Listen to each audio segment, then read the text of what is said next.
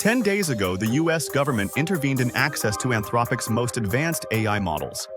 Now, a US senator says the NSA told him one of those models got into nearly every classified system in hours. If that's true, it's one of the biggest AI stories ever.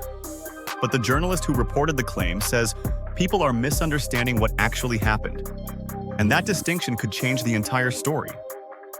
According to Senator Mark Warner, Vice Chairman of the Senate Intelligence Committee, General Joshua Rudd, who leads both the NSA and US Cyber Command, told him Anthropic's Mythos model got into nearly all classified systems in a matter of hours. Here's the catch. There is no public NSA statement confirming the claim. There is no evidence Mythos breached live classified networks from the outside.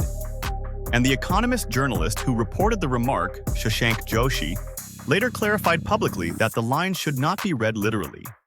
He said the result depended on other tools, specific conditions, and caveats that should have been included originally. The most plausible interpretation is that this happened during an authorized red team exercise using replicas of classified systems, with testers typically starting from some level of access inside the network already, not with the model independently hacking its way in from the internet.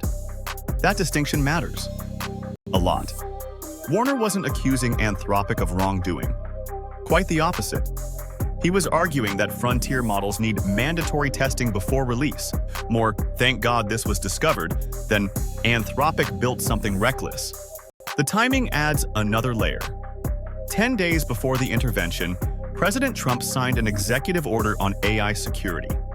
It directs Treasury, the Department of War through the NSA, and CSA to create a classified process for determining when a system becomes a covered frontier model. Under the order, the NSA director ultimately makes that call. The same order creates a voluntary framework allowing companies to give the government early access to powerful models before release. It explicitly says this is not a licensing or approval system. Days later, Anthropic launched Fable 5. And within days, the government intervened.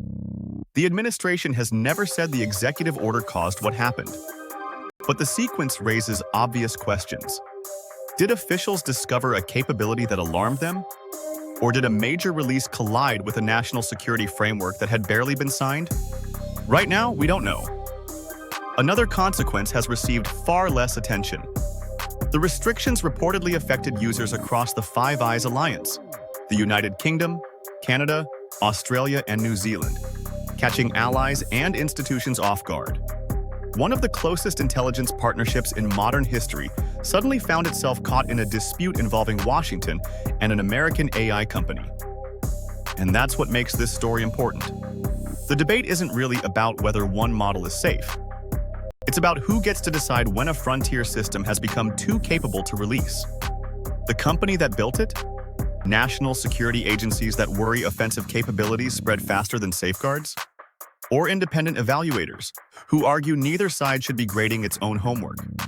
There is still no answer. And 10 days after the shutdown, we still don't know how this story ends.